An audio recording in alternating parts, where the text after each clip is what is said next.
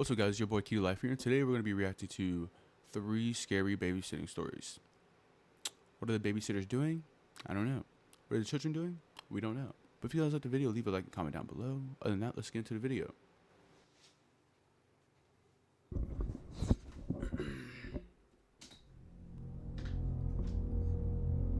So well presented babysitter.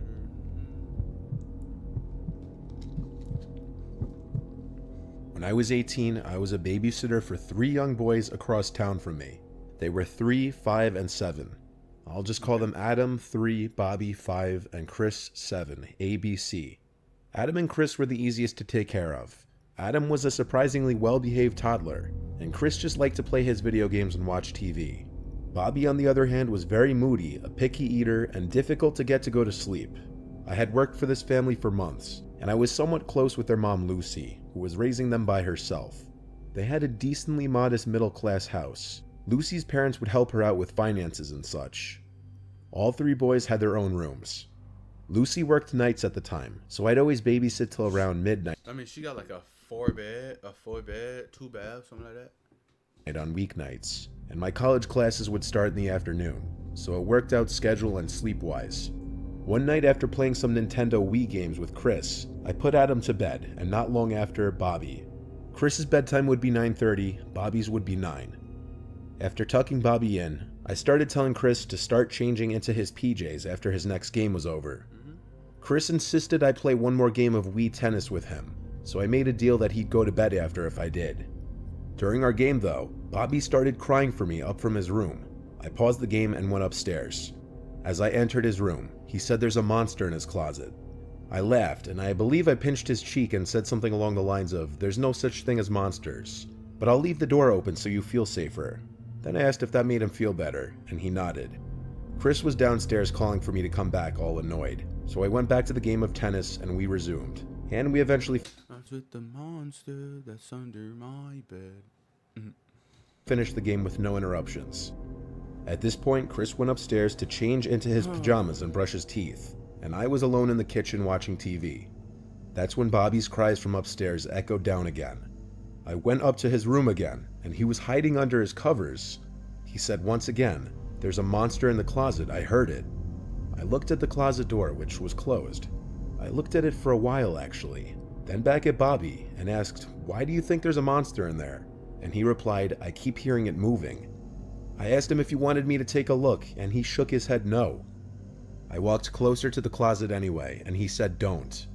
I didn't take him seriously, till I heard something in the closet myself. It was very clearly the sound of something alive in that closet that tapped into the door, or something behind the door. Bobby whispered, "See?" I turned around and picked up Bobby and said we're going to another room. I also grabbed Chris from the bathroom and brought him into Adam's room, where I locked the door. Adam and Lucy's room share a Jack and Jill bathroom with 2 entrances. I went into the bathroom Oh, no, but they cooked, bro. They're cooked. and called Lucy and quietly asked if there was a possibility of there being an animal in the house or in the walls, because there were sounds that Bobby was hearing that I heard myself. She sounded concerned right away and wanted me to check the closet. I kept her on the phone as I went back to Bobby's room. My discovering the closet door to now be ajar confirmed that there Oh, dude, that scared the shit out of me. Oh, was someone in the house with us. I told Lucy, and she freaked out, telling me it was most likely her crazy ex and to get the kids out of the house. I suddenly felt like my life were in danger, and her ex was going to come out of nowhere and run at me. I went to Adam's room and managed to get the 3 kids out of the room, but just as I did, I heard the front door to the house slam shut. I peeked down into the living room, and there was no one there, but the front door was shut. He must have made an exit while he could. I went to lock the door, then called 911. Lucy came home from work early, and was there when the police came. Without cameras or anything, there was no proof that it was her ex though. Her ex is the father of Adam, but she keeps him away from her because of their past that I won't get into for her privacy. Long story short, he can't take it, and she just recently blocked his number, which would explain the possibility of him breaking into the house.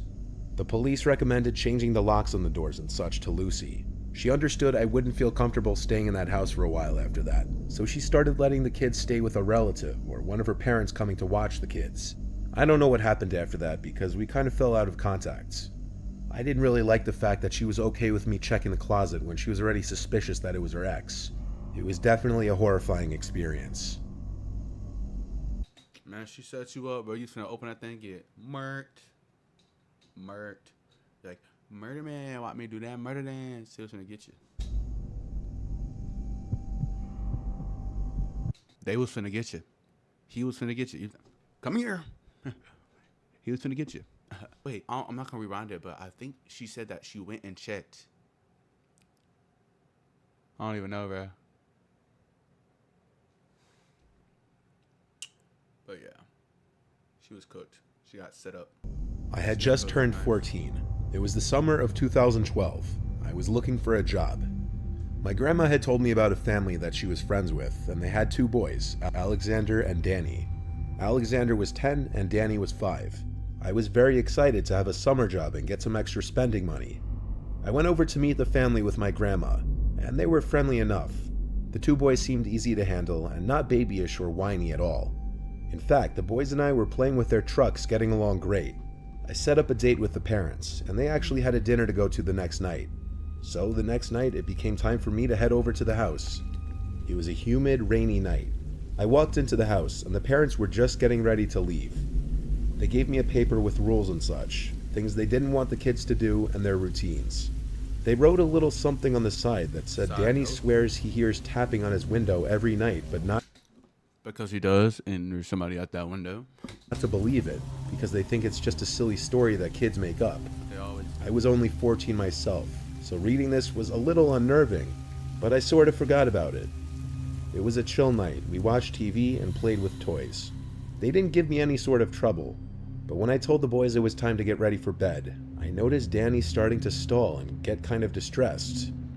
I ignored it, thinking he's only 5 and probably wants to stay up later. Eventually, I got them both to settle down and go to sleep. About an hour and a half had passed. It was now 10 p.m. I heard Danny groggily but loudly yell for me. I rushed up to him and asked what was the matter.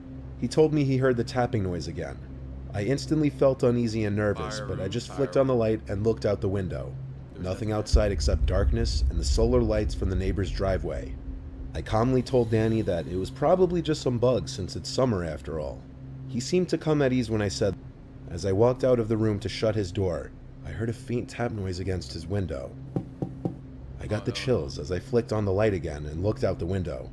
And again, nothing. I kept telling myself that it was just bugs flying into the window, but something deep down told me to do something. I told Danny not to worry as I opened the window and yelled out, "This is private property, I'm gonna call the police." Moments after I did so, I heard a frantic scurrying into the forest that was across the yard. By now, I must have had goosebumps all along my arms and legs, and I immediately called the police for real. I called the parents right after, and they were thankfully already on their way home. What's the The deal? police arrived and didn't seem at all surprised by what I had told them. They had gotten other reports in the area for quite some time about some stranger going up to people's windows at night, looking through them and tapping on them. They said they got calls telling them the same thing almost every week. Every week. Danny's parents just never believed him and I guess took it as some little kid's story or imagination, but it turned out to be very real. They searched the whole neighborhood and never found the person. After that night, I told the family in the nicest way possible that I didn't feel comfortable watching their kids anymore. And I still think to this day what would have happened if anything went differently. Like, God forbid the window was unlocked or open. Maybe sometimes parents shouldn't just brush whatever their young children say as just their imagination. Literally. Come on now. Think better than that. Think harder. Think harder. Think smarter. Think harder. Think harder. Think smarter. Think smarter. Like, bro. Yeah, bro. I didn't like this video. Video was scary. Help. If you guys like the video, leave a like and comment down below. Yeah. Yeah. But